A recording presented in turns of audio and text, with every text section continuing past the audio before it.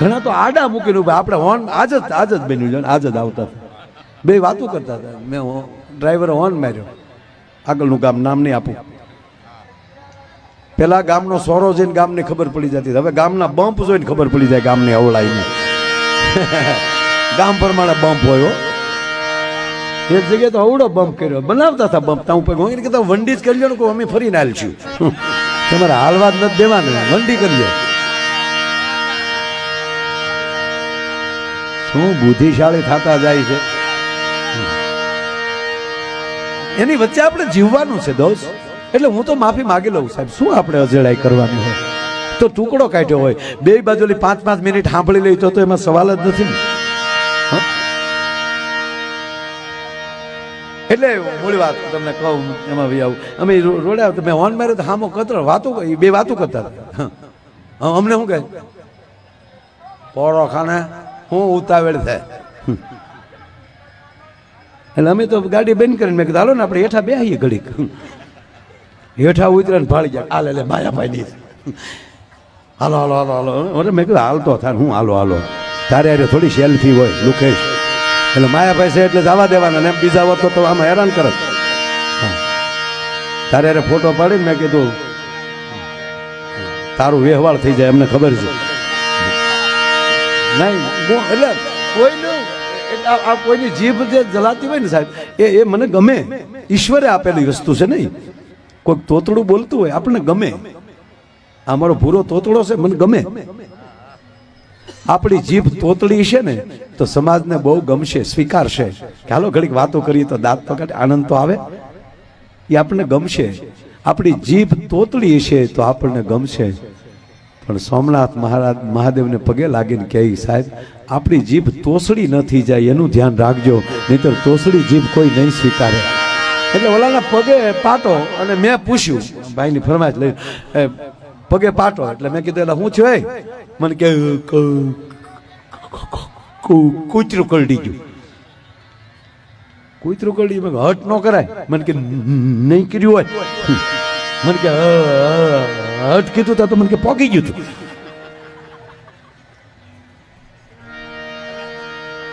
હશે હશે મેં કીધું. અમારા હકાભા ગઢવી છે ને આપણા સાહિત્યકાર, એ હકાભા ગઢવીના સોસાયટીમાં એક ભાઈને હડકાયું, એના દીકરાને હડકાયું, કૂતરું કરડી ગયું એની સોસાયટીના એક ભાઈના દીકરાને. તે હડકાયાને મારી નાખ્યું એને. પણ પછી તો હેરીમાં જેટલા કૂતરા હતા એને મારી નાખ્યું. જે હામું મળે મારી નાખે. કે પણ બધાને હું કામ મારો? કે હોય તો હડકાયા થાય ને. બોલો લ્યો, એક કૂતરી નો રહેવા દો.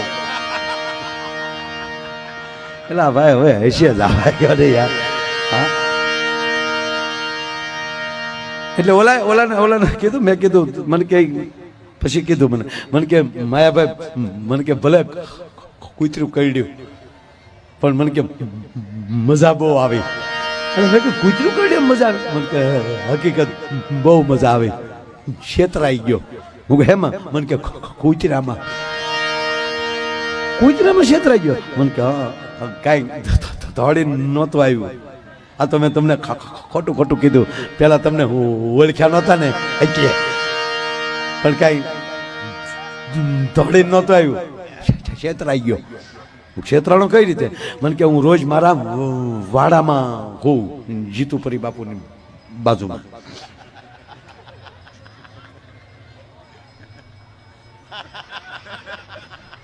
આવો આવો, ક્યાં હતા? મને કે હું રોજ મારા વાડામાં રહું, હું તો પગને તળિયે એ કે ગોળ સોંપડી દઉં. તે અમારી બાજુમાં એક ડાઘો કૂતરો રે, એ રોજ મારા પગના તળિયા સાટવા આવે. સાટે ગોળ, પણ આમ પગને તળિયાની જીભ હાલે અને એવી મજા આવે, એવા ગલગલિયા થાય. પછી એ મને લાગે કે આગળ ગોળ હવે સાટી ગયો છે, એટલે પછી બે એના કાન પકડી લઉં. કાન પકડીને એવો મારું અને એવો ખીજાય, જેવો ખીજાય ને મારી પગની પીંડી એના મોઢામાં આપી દઉં. અને મોઢા પછી પીંડીમાં મળે આમાં આમ કરવા, અને એવી મજા આવે.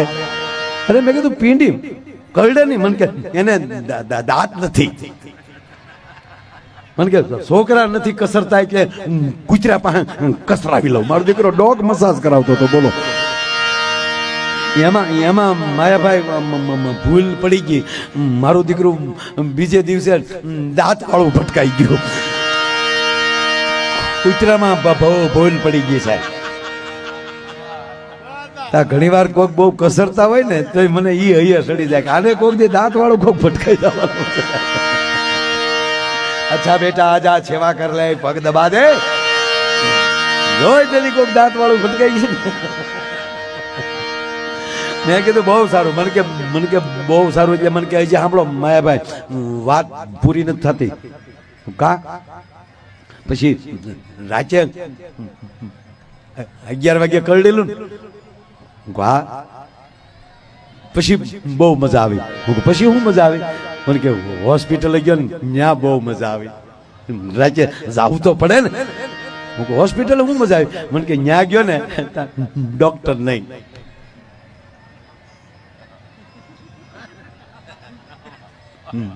ત્યાંથી કીધું કે ડોક્ટર ઘરે છે.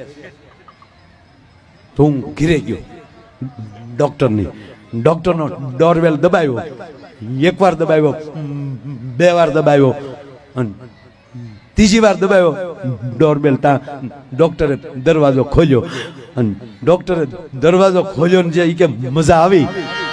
કા મને કે ઈ મારી જેવા નીકળ્યા. ખીજાણા ભાન શેકે નહીં.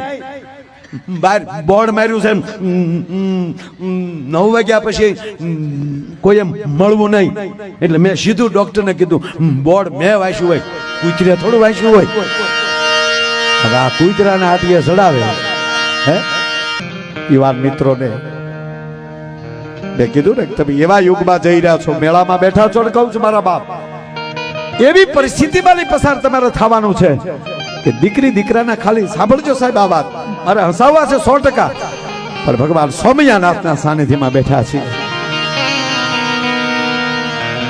મારી ઉપર મારા સદગુરુની કૃપા છે, મારા પૂજ્ય મોરારી બાપુની, મુરલીધરની કૃપા છે, સોમનાથની કૃપા છે, મા મોગલની કૃપા છે.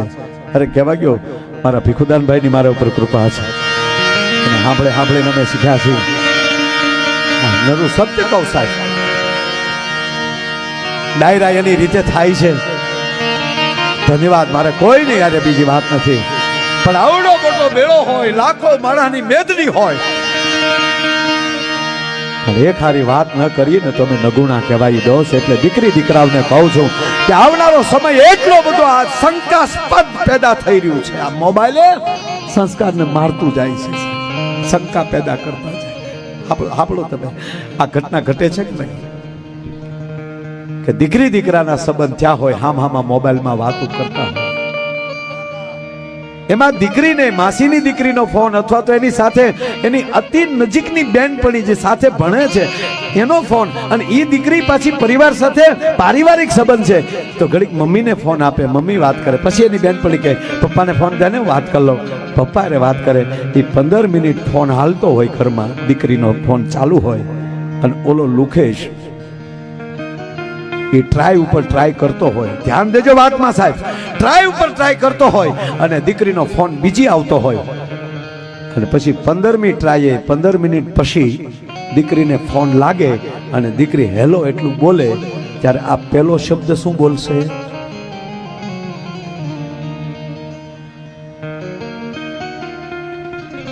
પહેલો શબ્દ એ બોલશે કોને હારે અત્યાર સુધી વાત કરતી હતી.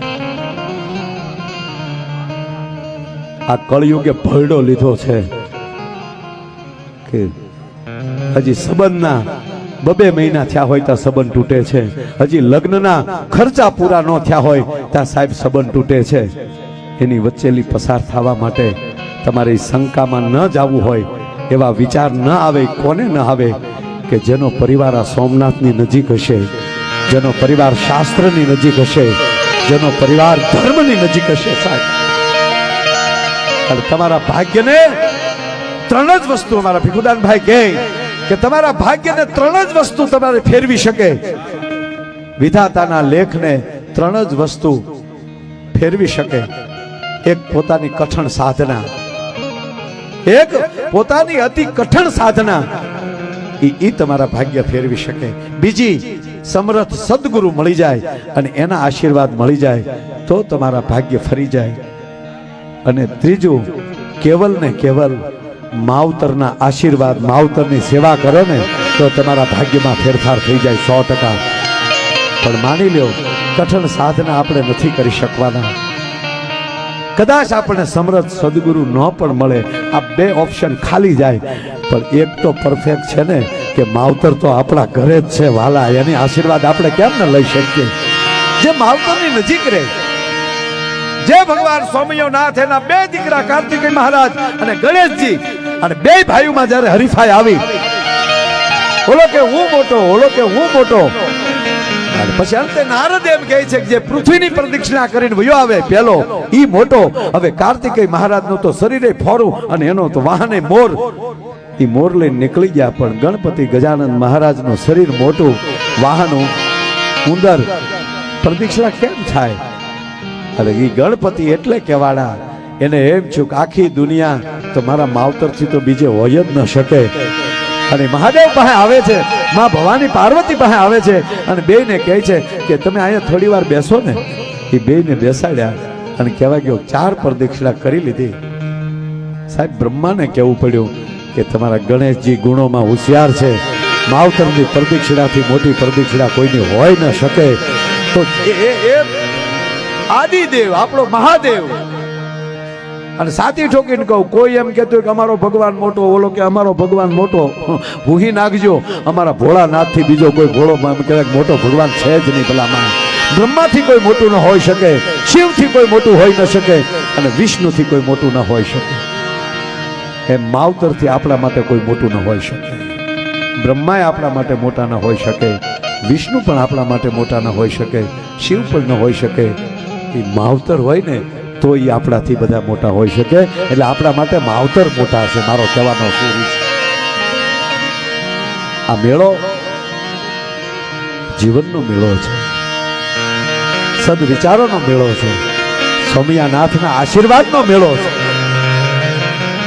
નહીતર હમણાં એક ભાઈ ને પગે પાટો મને હામો મળ્યો. મેં કે થયેલા આ કે હું પાટો બાંધ્યો, મને ખબર નહીં એના લાઇન્ડર શોર્ટતા થાય. આ ફરમાઈશ એટલે લઈ લો, ઓલો ફરમાઈશ કરીને વયો ગયો પાછો. નહીં તારા જોક તો જૂનો છે, આપણી પાસે નવું મટીરિયલ એ ઘણું છે. આ સાંભળ્યો તો ગધેડાનો જોક કોઈ દી કોઈ પાસે. અચ્છા પેલા બોલ્યો નવો જ ફેક્ટરીનો માલ આવે યાર, આ સોમનાથની કૃપા છે.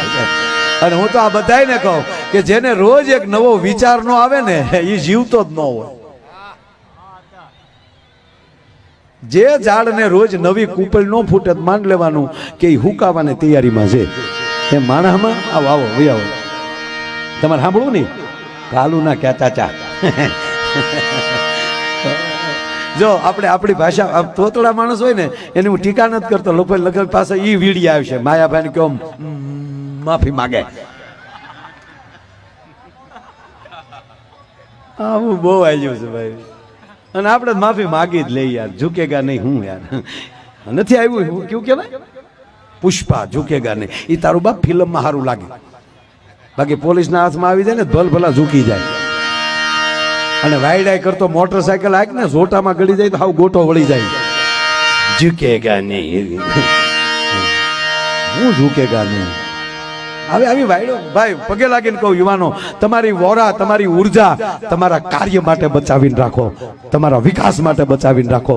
ખોટી બાઇક ઉપર એન્ટ્રીમાં ન પાડો, કારણ કે સ્લેપ થઈ જશું ને તો એ ખોટે ખોટું. સાહેબ 11 વર્ષનો આંકડો કહું, 11 વર્ષનો 1 લાખ યુવાનો, 1 લાખની આજુબાજુના કેવલ 20 થી 25 વર્ષના યુવાનો બાઇક એક્સિડન્ટમાં મૃત્યુ પામ્યા છે. કેવલ બાઇક ઉપર. શું આ દેશ આપણો હેલ્મેટ પહેરવા માટે દંડ કરવો પડે? જીવવું આપણે સીટ બેલ્ટ બાંધવા માટે કહેવું પડે. કાલથી તો બધાને કહેવું પડશે થોડું ખાઈ લો નગર મરી જાઓ. ના ના ખાવું નથી, ભલે મરી જાય. હોળ જ ખાવા છે એનું તમે શું કરી લો બોલો. 1 લાખ યુવાનો સાહેબ કેવલ બાઇક અકસ્માતમાં.